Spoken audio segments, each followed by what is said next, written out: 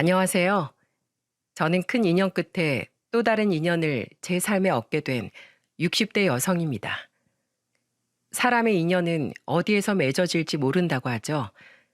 제가 그걸 참 깊이 경험하게 된 사람 중 하나입니다. 소소하고 평범하게 시작했지만 누구보다도 짙은 인연으로 남은 저의 소중한 관계에 대해 이야기를 해볼까 합니다. 저는 일찍이 결혼을 했습니다. 애초부터 형편이 안 좋았기에 어차피 안 좋은 형편 같이 살면서 헤쳐나가자 하며 저의 젊은 시절 연인과 결혼을 했죠.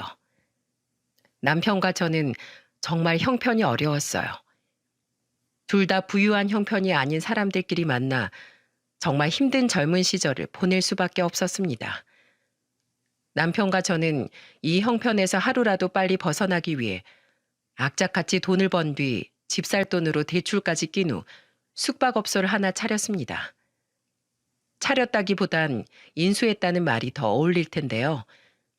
좋은 기회로 숙박업소 건물 하나를 인수받을 일이 생겨 바로 인수를 받고는 건물이나 방들도 저희가 다 짓고 하기엔 돈이 너무 많이 들어 조그만 손을 본 정도였어요.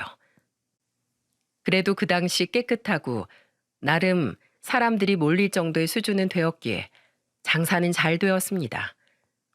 대신에 집 살 돈을 다 투자를 한 거였기 때문에 따로 살 공간이 없어 온 가족이 집 대신 그곳에서 생활을 했었어요.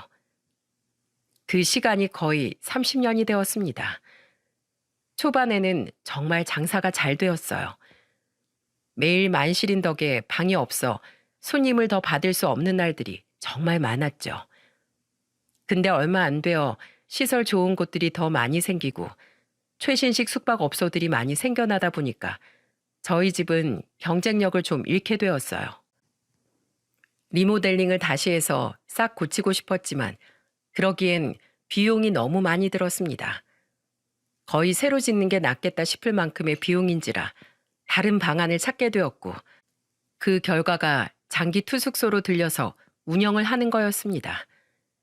저렴하게 장기 숙박을 내놓는다고 신문 광고를 내니까 여기저기서 문의 전화가 오기 시작했어요. 생각보다 장기 투숙하는 사람들이 많아 금세 방을 채울 수 있었어요. 저희는 창문이 없는 방은 35만 원을 받고 창문이 있는 방은 40만 원으로 받아 방을 내줬습니다. 다행히 손님들은 금방 찾는데 저희 집에 장기 투숙을 하시는 분들의 특징을 보면 하나같이 다 가난하다는 거였어요. 다들 거처할 곳이 없어 저희 집으로 오는 거였고 그중에는 사업하다가 쫄딱 망한 사람, 시골에서 서울로 상경해 취업을 준비하는 사람 등등 여러 종류의 사람들이 있었죠. 그런 사람들과 동거동락하며 잘 지내고 있었는데 그 사이 남편은 아들 하나와 저만 남겨두고는 일찍이 세상을 떠났습니다. 그래서 그 뒤부터는 저 혼자서 그 숙박업소를 운영할 수밖에 없었어요. 혼자서 숙박업소를 운영하면서 우여곡절이 있었지만 그때마다 아이를 책임져야 했던 엄마로서 저는 잘 헤쳐나갈 수 있었어요. 아들은 다 커서 독립까지 할 만큼 키웠는데도 제가 열심히 산 덕분에 늘 계속해서 제 숙박업소는 만실을 유지할 수 있었고 장기 투숙객들은 웬만해서는 잘 나가지 않았기에 빈방 나오는 게 드물기까지 했죠. 근데 그러다 한 분이 나가게 되었는데 그때 마침 기다렸다는 듯이 한 할머니가 오셨습니다. 방 있어요? 저도 여기서 살 수 있나요? 어, 네, 안녕하세요. 몇 분이서 살 계획이세요? 저 혼자 살아요. 그러세요. 방은 있어요. 한 달에 35만 원이에요. 네, 제가 여기서 장기 투숙해야 하는데 괜찮아요? 1년 정도 생각하고 있어요. 네, 당연하죠. 돈만 주시면 더 오래 계셔도 돼요. 조심스럽게 들어오셨던 할머니는 그대로 저희 집에서 장기 투숙을 하게 되었고 그 뒤로 저는 그 할머니를 김씨 할머니라고 불렀어요. 그리고 그 김씨 할머니가 저희와 굉장한 특별한 인연으로 얽히게 될 줄은 생각도 하지 못했습니다. 좋은 타이밍으로 함께 지내게 된 김씨 할머니는 굉장히 조용한 분이셨어요. 무슨 이유에서인지 모르겠지만 방 밖으로 나오는 일이 거의 없으셨죠. 그래서 오히려 제가 궁금해서 할머니 방으로 찾아갈 정도였어요. 심지어는 밥은 먹고 지내시나 걱정이 될 만큼 집 밖으로 나오는 경우가 거의 없으셔서 종종 상을 차려드린 적도 있었죠. 똑똑. 예. 할머니, 저 여기 주인이에요. 오늘도 통 안 나오시는 것 같길래요. 식사는 하셨어요? 아, 예. 컵라면 먹었어요. 아이고, 그 연세 잡수시고 컵라면만 드셔서 되겠어요. 얼른 이 문 좀 열어보세요. 제가 먹던 반찬만 조금 해서 상 좀 차려왔으니까 이거라도 얼른 드세요. 예? 아니, 안 그래도 되는데. 할머니는 문을 열고는 그 상을 받아가면서 너무나 고마워하셨어요. 할머니, 힘드셔도 끼니는 잘 챙겨서 드세요. 할머니 지금 여기 들어오신 지 일주일이 넘었는데 밖에도 잘 안 나가시고 식사도 매일 라면만 드시잖아요. 혹시 할머니 돈이 없어서 라면만 드시는 거예요? 아유, 뭐 이 늙은이가 뭐 먹을 거에 연연해 할 나이도 아니고 그냥 있는 걸로 끼니 때우면 돼요. 그래도 그러면 안 되죠. 잘 드셔야 힘도 나실 텐데 할머니 너무 몸이 약해 보이세요. 그러니까 잘 챙겨 드세요. 제가 이렇게 말을 하며 수저를 손에 쥐어드리자 할머니는 갑자기 눈물을 뚝뚝 흘리기 시작하셨어요. 감사합니다. 사장님, 감사합니다. 잘 먹겠습니다. 밥 한 공기에 눈물을 쏟으시는 걸 보니 참 아픈 사연을 가지고 있으신가 보다 싶은 생각이 들었어요. 그래서 그 뒤로도 종종 제가 다른 손님들은 몰라도 김씨 할머니 끼니만큼은 챙겨드리려고 애를 썼었어요. 할머니는 초반에는 집 안에만 계시다가 나중엔 또 밖으로 열심히 다니셨는데 알고 보니 폐지를 줍느라 그러시는 거였어요. 할머니, 오늘은 얼마나 버셨어요? 오늘은 2,000원 벌었어요. 아유, 하루 왼종일 주우러 다니시는데 그것밖에 못 받으셨어요? 좀 더 달라고 하시지.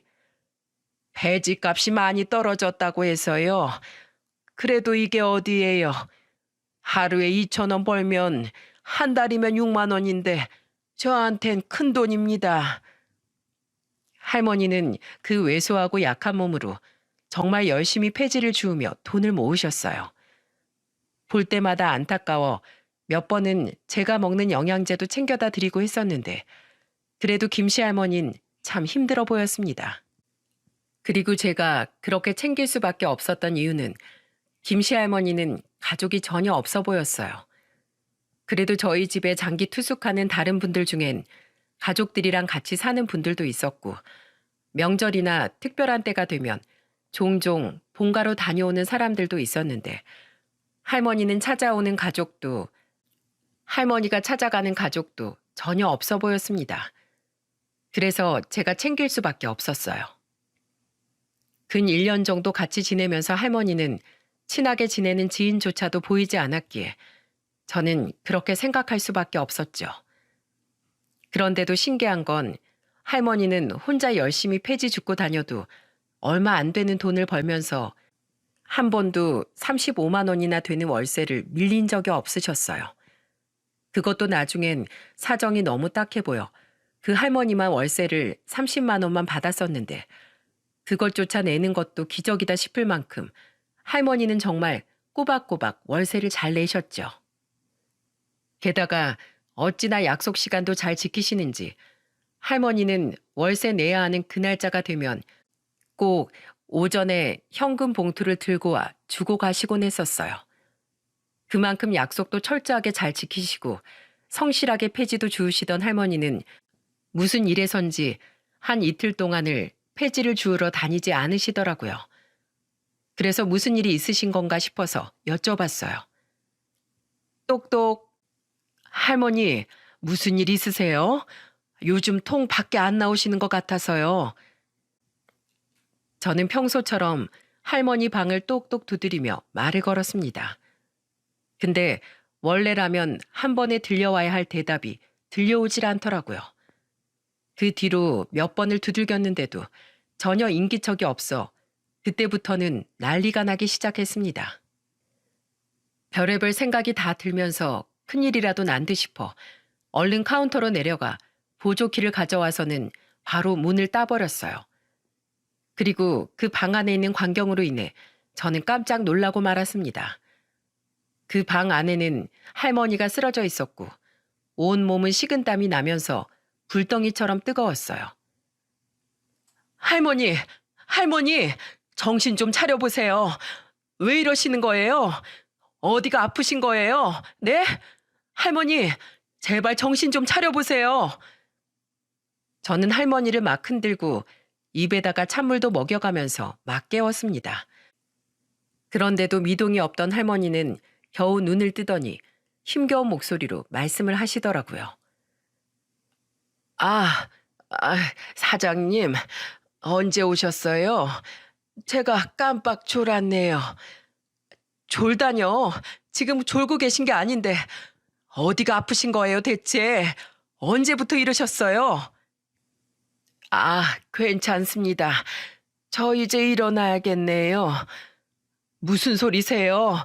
당장 병원으로 가요. 할머니 지금 병원 안 가면 큰일 나게 생겼어요. 저는 맥없이 축 늘어져 있는 할머니를 모시고 곧바로 병원으로 모시고 갔습니다. 어차피 저희는 다들 장기 투숙객이 머물고 있는 곳이었기에 카운터를 보고 있을 필요가 없어 제가 차로 할머니를 직접 모시고 다녀왔어요. 병원에 가자마자 할머니는 바로 링게를 맞으러 들어가셨어요. 저는 보호자를 부르고 싶었지만 할머니에 대해 아는 것이 전혀 없었기 때문에 보호자도 부를 수가 없었습니다. 게다가 할머니 본인도 보호자가 없다며 부를 필요 없다고 하셨다고 하더군요. 그래서 보호자를 제가 대신해 의사 선생님과 이야기를 나눴어요. 의사 선생님은 심각한 목소리로 저에게 와서 말씀을 해주셨죠. 지금 할머니 상태로 봐서는 정확하게 검사를 더 해봐야 할 것 같은데 할머니가 무슨 일인지 모르겠지만 검사를 완강하게 거절하고 계세요. 그래서 저희로서도 지금은 어쩔 도리가 없네요. 보호자분께서 할머니를 좀 설득해 보셔야 할 것 같아요.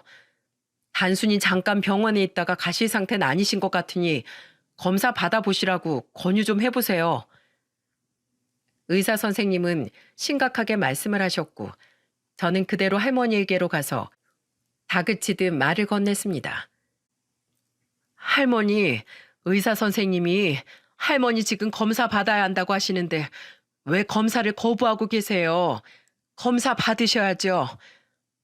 아유, 이 나이 되면 다 그래요. 식은땀도 나고 열도 나고 힘도 없고 그래요. 그러니까 그렇게 호들갑 떨 필요 없어요. 지금도 병원비가 얼마나 많이 나오겠어요. 우리 얼른 가요. 나 이제 괜찮아요. 멀쩡하니까 빨리 집으로 갑시다. 할머니는 저의 계속되는 권유에도 검사를 거부하셨어요.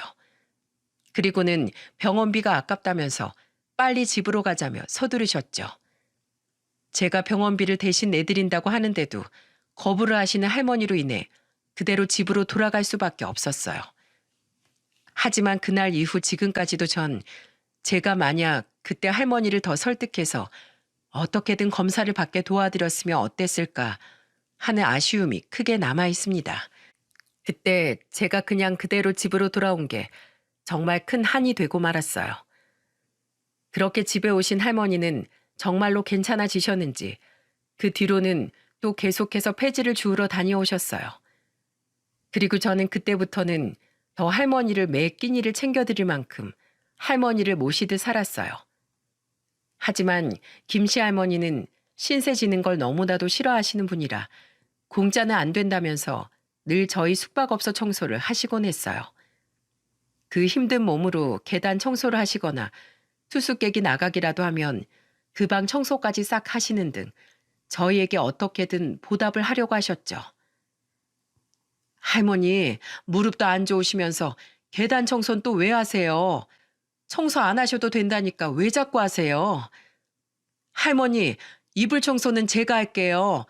아이 참, 객실 청소 하지 마시라니까 또 하고 계시네. 이렇게 매번 제가 말려도 소용이 없었어요. 제가 말리기라도 하면 늘 할머니는 한결같이 이렇게 대답을 하셨죠. 어떻게 은혜를 받곤 그냥 지나쳐요? 나 아직은 힘 남아 있어요. 이거라도 해야 내가 여기 염치껏 붙어 있지. 그러니까 말리지 마요, 사장님.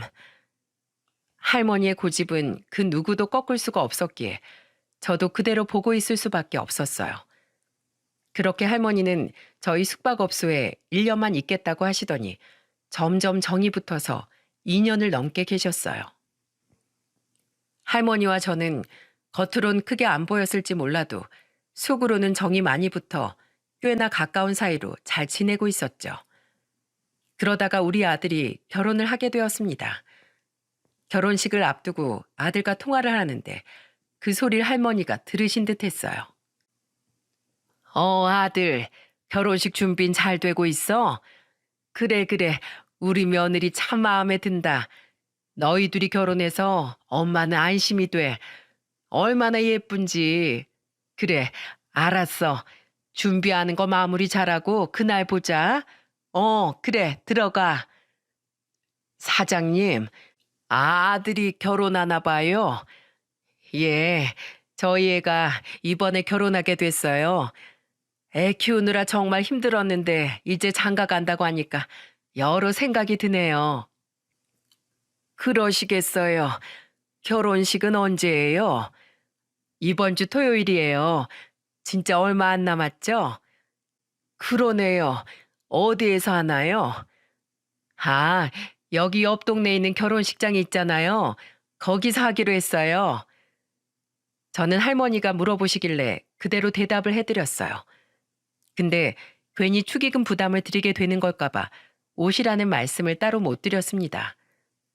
안 그래도 공짜는 안 좋아하시는 분인데 오셔서 식사라도 하시라고 하면 분명 축의금까지 준비해서 오실 것 같아 아예 결혼식 날 오시라는 소리를 하지도 않았어요.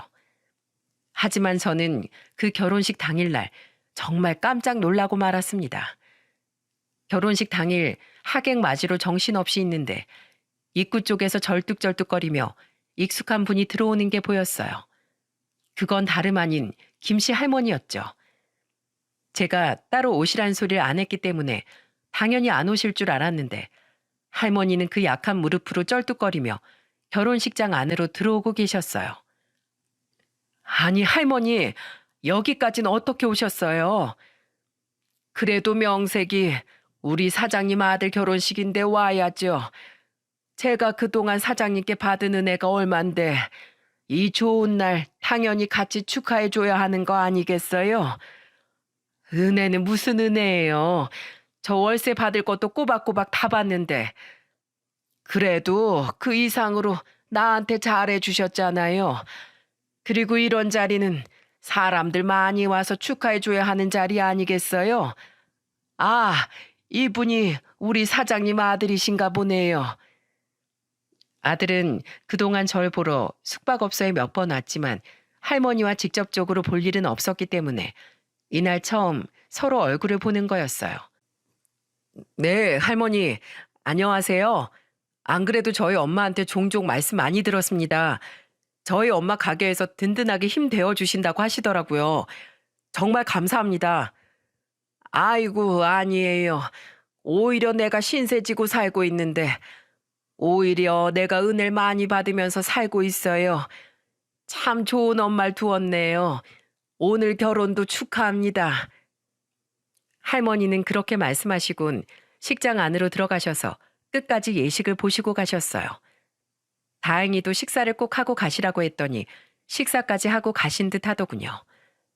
저는 정신없이 결혼식을 마치고 아들과 함께 축의금을 확인하는데 거기에서 깜짝 놀라고 말았습니다. 왜냐하면 김씨 할머니가 주고 간 축의금 봉투 안에는 5만 원짜리 한 장과 1만 원짜리 석 장, 1,000원짜리 20장으로 해서 총 10만 원이 들어가 있었거든요. 할머니는 어떻게든 10만 원을 맞추고 싶으셨는지 1,000원짜리까지 넣어서 가지고 오셨더라고요.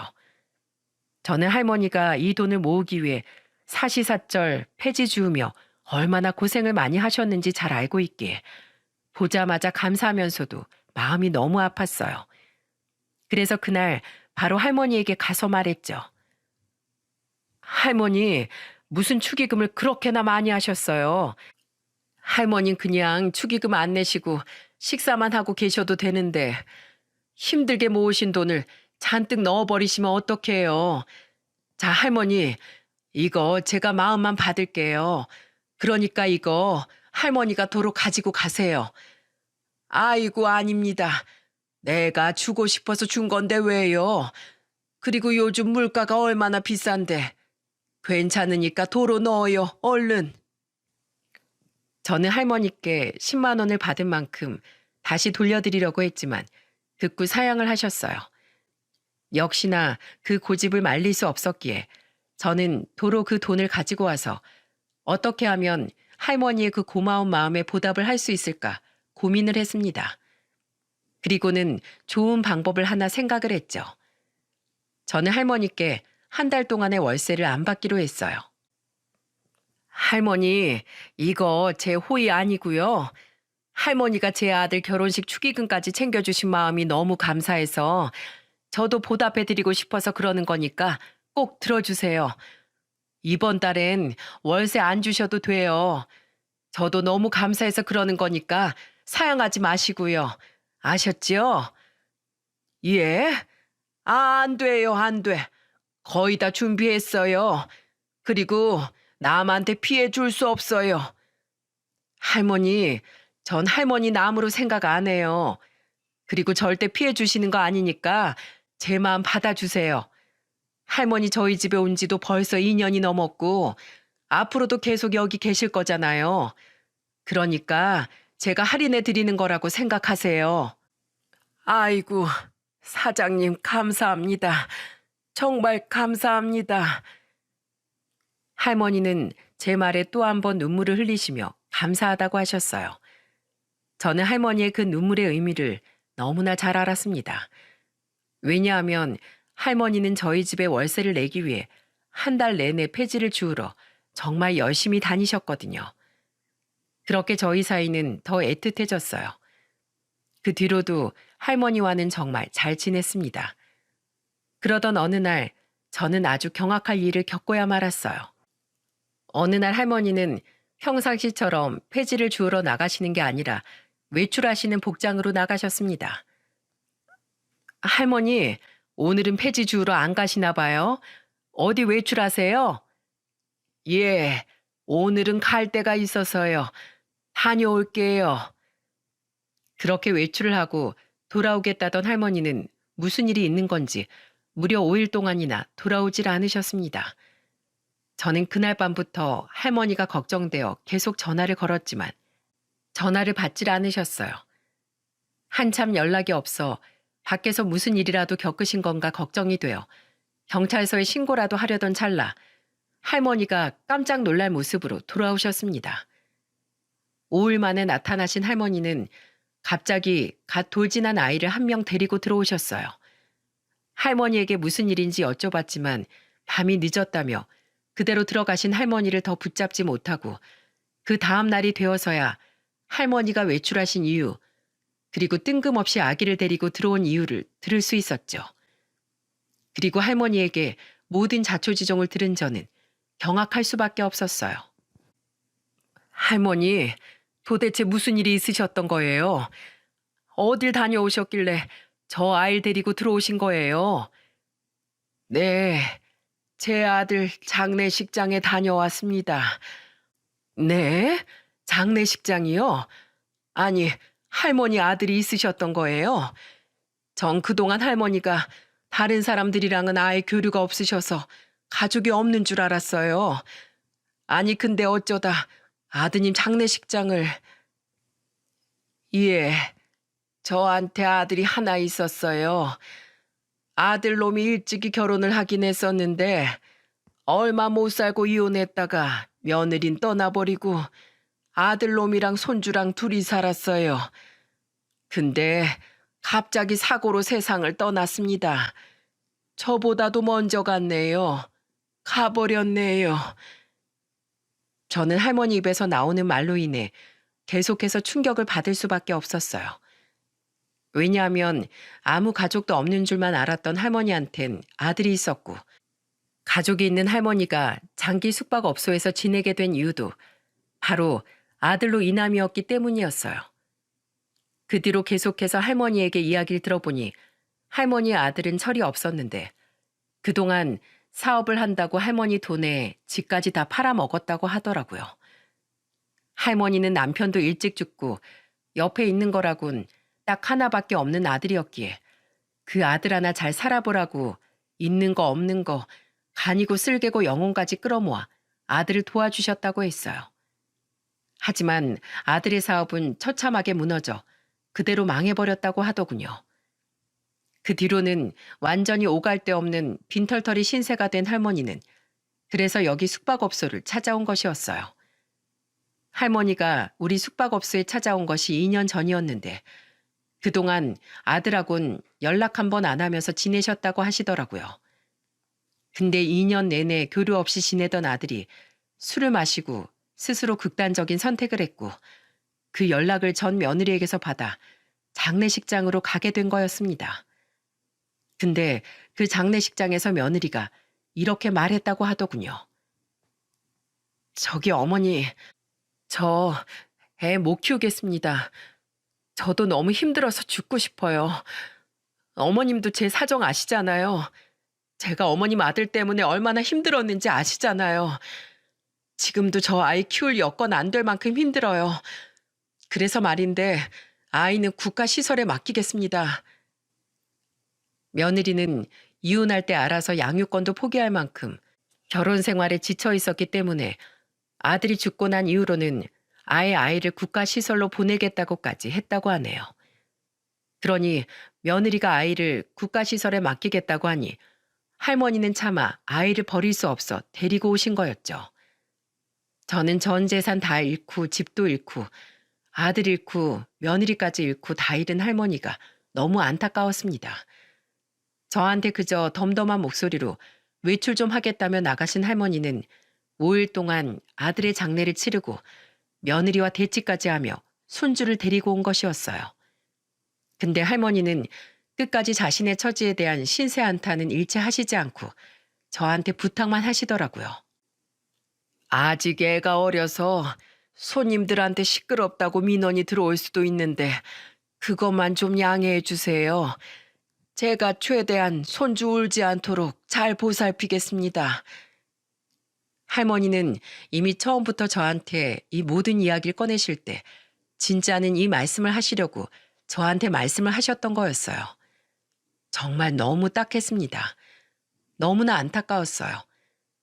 그래서 저는 할머니를 생각해 말을 했죠.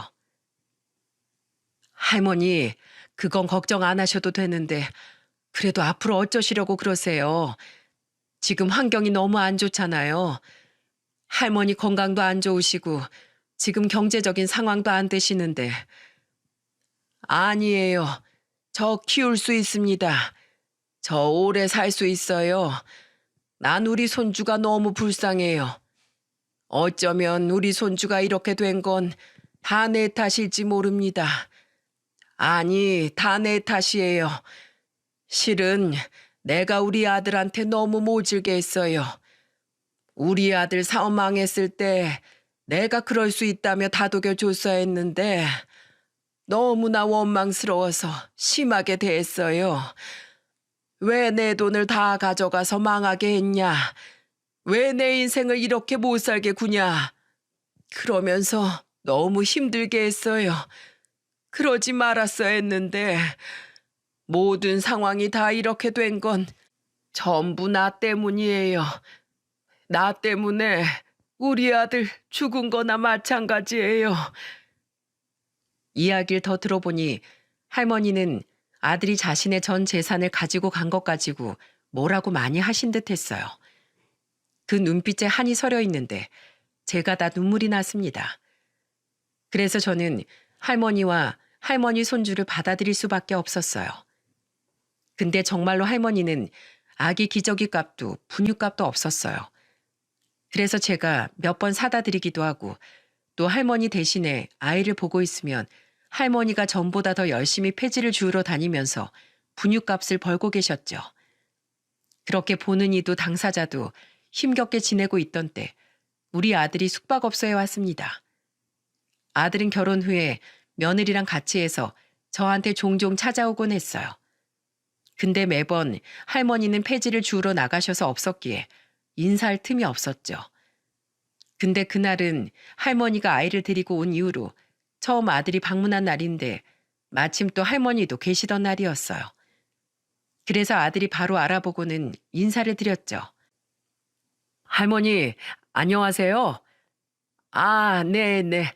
저번에 그 결혼식 신랑 맞죠? 사장님 아드님. 네, 맞습니다.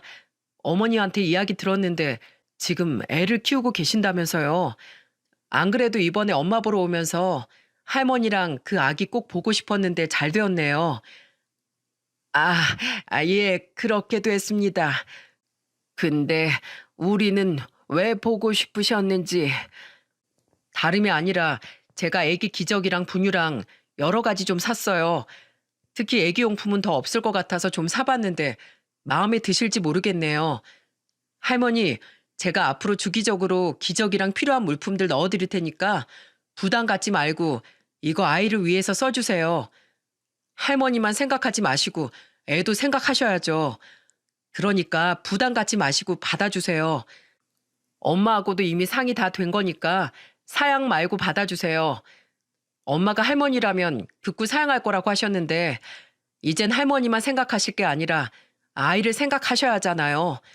그러니까 사양 말고 꼭 받아주세요. 아셨죠? 아유, 고맙습니다. 고마워요. 복 받으실 거예요. 정말 고맙습니다. 안 그래도 기저귀 값도 없어서 힘들었는데 고맙습니다. 처음으로 할머니는 아무 사양 없이 제 아들의 호의를 받아들였어요.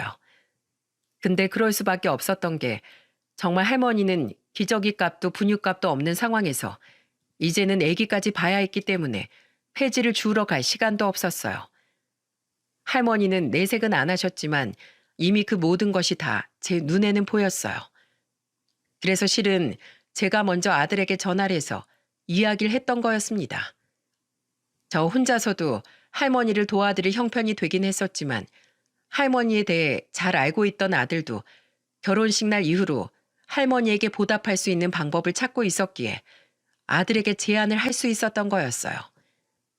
제가 할머니 사정에 대해 이야기를 했을 때도 너무나 안타까워했던 아들은 흔쾌히 저의 제안을 따라주었죠. 근데 거기에 얹어서 아들은 더 놀라운 제안을 저에게 해왔어요. 좋아요. 우리 할머니 후원해드리자. 할머니 손주가 유민이라고 했나? 유민이 너무 불쌍하네. 우리 할머니 후원해드리고 또 할머니 언제까지 숙박업소에서만 살게 해드릴 순 없잖아. 여기 근처에 손주랑 지낼 수 있도록 작은 집이라도 전세라도 얻어드리자. 내가 그렇게 해드릴게요. 뭐? 네가? 애가 밤마다 울어서 손님들한테 민원이 많이 들어온다면서. 엄마는 괜찮다고 하지만 할머니가 얼마나 마음고생이 심하시겠어. 엄마, 우리 좋은 일 하자. 좋은 일 하면 나중에 그만큼 돌아온다고 하잖아. 와, 이건 제가 봐도 우리 아들은 정말 착한 아들이었어요. 저는 그 생각까지 못했었는데 할머니에게 집까지 얻어주는 생각을 하는 아들이 정말 너무나도 대견하더라고요. 그래서 흔쾌히 그러자고 했고 아들은 할머니랑 할머니 손주 유민이에게 우리 가게에서 100m 근처에 있는 작은 빌라를 얻어주었어요.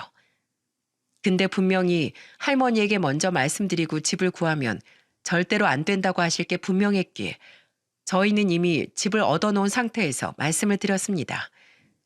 제 아들은 진짜 선물인 집은 숨겨두고 기저귀만 분유만 들고 와서 할머니의 마음을 먼저 풀어놓은 거였어요. 그 뒤로 진짜로 드려야 할 것을 드리도록 했죠. 할머니, 지금 제가 가지고 온 이 물건들 다 가지고 유민이까지 해서 저랑 같이 가실 때가 있으세요. 네? 어디를 가요? 할머니는 제 아들이 갑자기 어딜 가야 한다고 하니까 어리둥절해 하셨어요. 그런 할머니를 안심시켜 드리려고 제가 나섰죠. 할머니, 저도 같이 갈 거예요. 그러니까 안심하세요. 길은 우리 아들이 안내해 줄 겁니다. 얼른 같이 가요, 할머니. 자, 손주 무거우시니까 제가 안을게요. 어휴, 이 어린 팔로 아기를 어떻게 안고 가셨어요? 자, 유민이는 제가 안고 갈 테니까 할머니는 저희 엄마 손 꼭 잡고 저 따라오세요. 아이고, 참. 할머니는 미안해 하시면서도 제가 손을 꼭 잡으니 그대로 따라오셨어요. 할머니, 여기에요. 문 열어보세요. 예? 아니, 여기가 어디길래. 얼른 열어보세요. 열어보시면 아실 거예요. 할머니는 걱정스러운 표정으로 조심스럽게 문을 열어보셨어요. 그리고는 정말 깜짝 놀라셨죠. 근데 할머니만 놀란 게 아니었어요. 저도 깜짝 놀랐습니다. 왜냐하면 그 집 안에는 아들이 정말 세심하게도 할머니 침대부터 시작해 냉장고, 아기용품, 블라인드 커튼까지 세심하게 전부 다 갖춰놨었거든요. 놀라워하며 입을 못 다물고 있는 할머니에게 아들이 말을 했어요. 할머니, 앞으로 여기서 지내세요. 이제부터 여기가 할머니 집입니다. 예? 아니, 제가 이런 걸 받아도 돼요? 네, 할머니. 여기 어차피 전세예요. 부담 갖지 마세요. 아들이 괜찮다며 안심시켜드리면서 말을 하자 그제서야 할머니는 안도의 한숨과 함께 눈물을 흘리며 말씀을 하셨어요. 아유, 고맙습니다. 제가 거기서 많이 민폐를 끼쳤지요. 아기 때문에 민원이 많이 들어와서 그렇지요. 아니에요. 할머니 유민이랑 조금 더 편하게 지내시라고 제가 구해드린 거예요. 아유, 어떻게 이런 호의를. 아유, 고맙습니다. 정말로 고맙습니다. 할머니는 연신 고맙다고 말씀을 하시며 눈물을 펑펑 쏟으셨어요. 근데 제가 생각해도 우리 아들은 정말로 어렸을 때부터 착하다고 소문난 아들이었기 때문에 참 자랑스럽고 잘 컸다 싶었어요. 사실 제 아들은 할머니가 혼자 왔을 때부터 한 번씩 궁금해했었어요. 또 저한테서 할머니가 폐지 주우러 다니신다고 했을 때도 몸도 많이 안 좋다는 것까지 다 들었기에 항상 안쓰럽게 생각을 했었죠. 근데 그래도 저는 아들이 선뜻 할머니의 사정을 듣고 전세까지 구해줄 줄은 몰랐어요. 아기 용품까진 해줄 거라고 생각했지만 여기까지는 미처 생각하지 못했죠. 나중에 아들하고 이야기를 해보니 전세는 나중에 돌려받을 수 있으니까 혹여라도 나중에 집을 빼게 되면 다시 가지고 오면 된다며 아들이 거처를 마련하고자 했던 거더라고요. 할머니는 이렇게 준비된 집을 보면서 그 자리에서 주저앉아 오열을 하면서 고맙다고 살면서 이렇게 은혜를 받아본 적도 없고 난 참 복받은 사람이라고 말씀하셨습니다. 덕분에 저도 울고 제 아들도 울면서 그렇게 훈훈하게 마무리가 되었죠. 그날로 할머니는 그 집에 손주와 들어가서는 편안하게 잘 지내셨어요. 월세 낼 걱정도 없었고 아기 용품들도 제 아들이 주기적으로 넣어주었기에 훨씬 안정되게 보내셨죠. 무엇보다도 제 아들이 나라에서 지원을 받을 수 있는 부분들을 다 알아보고 국가 지원 관련해서 신청하는 것까지 다 도와주었기에 훨씬 편하게 지내실 수 있는 거였어요. 그렇게 우리는 더 가족처럼 지낼 수 있었습니다. 제 아들이 할머니와 그 손주를 도우면서 우리 집 며느리도 계속해서 들리면서 서로 왕래를 자주 했었어요. 안정되고 편안하게 잘 지내고 있던 때 갑자기 할머니에게 큰 불행이 찾아오게 되었습니다. 그 시점은 아들이 할머니하고 손주한테 전셋집을 얻어주고 1년 3개월이 지난 시점이었죠. 당시 저는 일을 하고 있었는데 생각지도 못한 곳에서 할머니의 소식이 들려왔어요. 그곳은 병원이었습니다. 저도 일하는 새 몰랐는데 알고 보니 손주가 계속해서 울었던 것 같더라고요. 이상하게 하루 종일 우니까 할머니 옆집에서 사는 사람이 경찰에 신고를 했고 아무리 문을 두드려도 안에서도 애 울음소리만 들릴 뿐 인기척이 없었기에 경찰은 119까지 불렀던 것 같아요. 119가 문을 따고 들어가니 아기는 울고 있고 그 옆에 할머니가 쓰러져 있었다고 했습니다. 그리고는 바로 병원으로 이송을 하고선 보호자에게 연락을 하려고 할머니 통화 목록을 보니 보호자는 없고 저와 연락한 것밖에 없어 병원에선 저한테 연락을 했던 거였어요.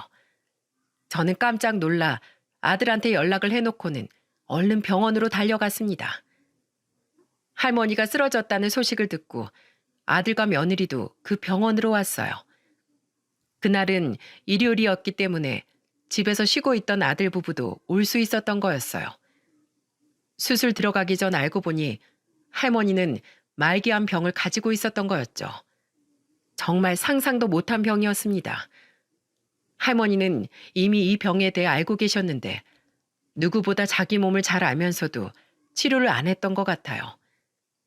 나중에 할머니 방 안을 살펴보니 진통제가 잔뜩 나왔었는데 할머니는 그것만 먹으면서 버티고 버티다 병을 키워왔던 것 같았죠. 그렇게 꿋꿋하게 진통제만 먹으며 버텼던 것도 할머니는 돈이 없어서 그랬던 것 같아요. 또 한 번 할머니 때문에 마음이 아팠던 순간이었습니다. 그 당시 의사가 할머니 상태에 대해 알려주는데 이런 말을 하더라고요. 지금 할머니가 말기암이세요. 지금 상태론 얼마 못 사실 것 같습니다. 병이 이 정도까지 진행된 거면 고통 속에서 엄청 힘드셨을 거예요. 그런데도 치료 안 받으시고 진통제로 지금까지 버티신 것 같네요. 어떻게 이렇게까지 버티신 건지, 지금까지 이렇게 버티신 건 정말 기적입니다. 제가 아는 할머니는 하나밖에 없는 손주를 위해 본인 치료도 포기한 채 자기 손주를 위해 마지막까지 살아남으셨던 것이었어요. 할머니가 없으면 손주도 이 세상에 없는 존재가 될 수 있기에 그렇게 지내셨던 거였죠. 이날은 제 아들도 많이 가슴 아파했습니다. 아들이 할머니와 직접적인 교류를 하게 되면서 1년 3개월 동안 완전 가족처럼 지냈었어요. 명절 때도 제 아들이 먼저 할머니한테 가서 인사도 드리고 하면서 내내 같이 있기도 했었죠. 그러면서 이런 말도 하더라고요. 엄마, 난 이상하게 할머니가 남처럼 안 느껴져. 할머니한테 마음 가고 더 신경이 쓰이고 그래. 그래서 난 할머니 오래오래 사시는 것 보면서 옆에서 친손주처럼 끝까지 효도할 거야. 그렇게 하고 싶어. 그래, 내 아들 장하다. 정말 장해. 이 정도까지 제 아들이 할머니를 생각하고 있었던 터라 할머니 이야기를 들었을 때 마음이 많이 아파했을 수밖에 없었어요. 할머니는 저와 제 아들 부부가 계속 지키고 있는 사이 꽤 오랫동안 누워 계시다가 겨우 눈을 뜨셨어요. 아이고, 사장님, 여기 병원인가요? 여기까지 저 때문에 또 오셨나 보네요. 많이 놀라셨지요? 할머니, 이 지경이 되도록 뭐 하셨어요? 말씀을 하셨어야죠. 할머니도 다 알고 계셨어요. 몸이 이렇게까지 안 좋은 거. 그럼요, 알고 있었죠. 제 몸인데 제가 모를까요? 아이고, 이제 숨기지도 못하겠네요.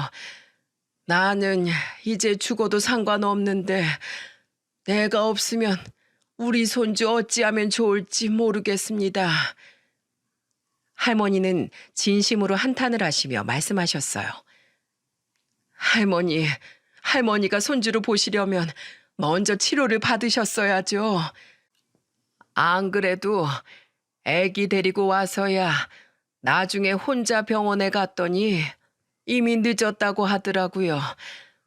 이미 늦은 거 조금 더 살자고 연명 치료하면 뭐합니까? 그 시간에 우리 손주랑 1시간이라도 더 놀아주지. 전 치료보다 손주를 택했습니다. 아휴, 할머니. 저는 할머니의 한탄을 듣는데 눈물이 쏟아지듯 내렸습니다. 할머니는 그렇게 말씀을 하시면서 그 후로 바로 퇴원을 하려고 하셨지만 저희가 강하게 말렸어요. 그래서 할머니는 그 뒤로 계속해서 병원에서 지내셨죠. 할머니는 제가 병원에서 같이 있으면서 간호를 했어요. 병원에 계시는 동안 할머니는 많이 힘들어 하셨죠. 숨도 가쁘고 언제든 돌아가실 것처럼 힘들어 하시는데 제 마음이 다 불안하더라고요. 아기는 제 아들네 부부가 보고 있었고 할머니가 보고 싶어 하실 것 같아 종종 병원에 데리고 오면서 보여드리곤 했습니다. 할머니, 유민이는 저희가 잘 돌보고 있으니까 신경 쓰시지 마세요. 그리고 얼른 자리 털고 일어나셔야 돼요. 아셨지요? 우리 유민이 좀 보여줘요. 우리 유민이. 네, 할머니. 유민이 지금 여기 있잖아요. 유민아, 할머니 해봐. 할머니. 아이고, 유민아. 할미야. 내 새끼. 까꿍. 옳지. 까꿍. 할머니는 마지막 순간까지도 손주랑 놀아주려고 장난을 쳐주셨어요. 그 모습이 어찌나 애처롭던지 저는 부디 할머니가 조금이라도 더 오래 숨이 붙어 있어서 손주와 행복한 시간을 보내시길 바랄 뿐이었습니다. 근데 할머니가 어느 날은 돌아가시기 전 제 아들 부부를 불러서 무슨 말씀을 하시더라고요. 그건 할머니의 간절한 부탁이었습니다. 저기 창윤 씨, 부탁이 있는데 염치 없지만 부탁 하나만 들어줄 수 있으실까요? 네, 할머니, 뭐든 말씀하세요. 다름이 아니라 제가 혹시 죽거든 우리 손주 좀 보육원에 맡겨주세요. 네? 보육원이요? 예, 보육원이요. 이제 우리 손주 키워줄 사람도 없는데 어떻게 하겠습니까? 나 창윤 씨 믿고 맡기고 싶네요. 보육원 믿고 맡기만한 곳에 맡겨주십시오. 이렇게 부탁합니다. 할머니, 어떻게든 아기는 보육원에 안 보내고 싶어 하셨잖아요. 예, 그랬죠. 근데 어쩝니까? 내 상황이 이런 것을. 근데 이제는 괜찮아요. 저는 하늘에서도 우리 손주 돌볼 겁니다. 돌볼 거예요. 그러니 제 마지막 부탁입니다. 꼭 좋은 대로 부탁합니다. 창윤이와 제 며느리는 할머니의 말을 들으면서 계속해서 눈물만 흘렸어요. 그리고 그 부탁과 함께 할머니는 이틀 뒤에 눈을 감으셨죠. 얼마나 한이 많은지 할머니는 눈도 못 감으셨어요. 결국 그렇게 할머니는 세상을 떠나셨죠. 할머니가 돌아가신 후에는 장례까지 다 저희가 치러드렸어요. 하지만 또 하나의 숙제가 남아 있었습니다. 그건 바로 할머니의 손자였죠. 할머니가 제 아들에게 자신의 손주를 보육원에 맡겨달라곤 했지만 저는 그게 참 마음이 쓰이고 아기가 눈에 밟히더라고요. 그래서 혼자서 끙끙거리며 고민을 하고 있는데 제 아들 창윤이가 큰 결심을 하고 먼저 저한테 말을 하던 거 있죠. 그건 바로 유민이를 자기 아들로 키우겠다는 말이었습니다. 당시 제 아들 창윤이한테는 자식이 없었기에 큰며느리하고도 이미 이야기가 다 된 상태였던 것 같아요. 창윤이랑 며느리는 그동안 유민이를 보면서 돈독한 정을 쌓은 듯했죠. 더 나중에 알고 보니 창윤이는 늘 유민이를 많이 신경 쓰곤 했는데 그게 다 예전부터 유민이를 생각하는 마음이 남달랐기 때문이었어요. 그리고 애초부터 할머니가 잘못되면 유민이를 데려다 키울 생각이었더라고요. 저는 아들이 아기를 입양해서 키우고 싶다는 그 말을 듣고 순간 놀라긴 했지만 역시 내 아들이구나 싶었습니다. 그래서 흔쾌히 허락을 했어요. 그 뒤로는 창윤이네 부부는 곧바로 아이 입양 절차를 밟아 나갔습니다. 생각보다 법적 절차가 까다로웠지만 모든 것을 다 해결하고 입양할 수 있었죠. 그렇게 결국 할머니께서는 자신이 죽고 나면 아이를 보육원에 보내달라고 했지만 유민이는 지금 제 손주가 되었습니다. 유민이는 할머니가 돌아가신 뒤 자신의 새로운 엄마 아빠 밑에서 따뜻하게 돌봄을 받고 자라고 있죠. 그리고 저는 유민이의 할머니가 되어 손주 커가는 것 지켜보는 재미로 살고 있네요. 저는 우리 유민이를 볼 때마다 생각해요. 이 아이가 내 손주가 되지 않았더라면 어땠을까? 아니, 처음부터 할머니가 나와 연이 닿지 않았더라면 어땠을까? 그랬다면 난 우리 유민이를 손주로 둘 수 없었을 것이기에 이 모든 상황이 나한텐 참 복이었구나. 너무나 큰 행운이었구나. 라는 생각을 하고 있습니다. 저는 우리 유민이가 내 손주가 되어주어서 얼마나 기쁜지 모릅니다. 그래서 오히려 나에게 유민이를 선물로 남겨주고 간 할머니가 고마울 따름이에요. 그리고 정말 많이 보고 싶네요. 할머니의 그 천진한 웃음과 구부정한 걸음으로 저에게 다가와 떡을 나눠주시던 그 따뜻한 손이 너무나 그립습니다. 할머니, 지금 유민이와 저희 보고 계신가요? 할머니로 인해서 맺어진 이 연이 저에겐 참 소중하네요. 그리고 저에게 가장 큰 인연이 되어준 할머니도 무척이나 보고 싶습니다. 할머니가 돌아가시기 전에 말씀하셨던 것처럼 유민이 잘 돌봐주세요. 하늘에서 항상 지켜봐 주세요. 이곳에서는 저희가 최선을 다해 키우겠습니다. 많이 보고 싶습니다, 할머니. 제 사연을 들어주신 여러분도 부디 우리 유민이가 잘 커가는 걸 지켜봐 주세요. 그리고 우리 자랑스러운 아들과 며느리도 가슴으로 낳은 자녀를 잘 키울 수 있도록 응원해 주시고요. 또 저는 여러분의 인생에도 참으로 소중한 인연을 맺을 행운이 찾아오길 기도하겠습니다. 감사합니다.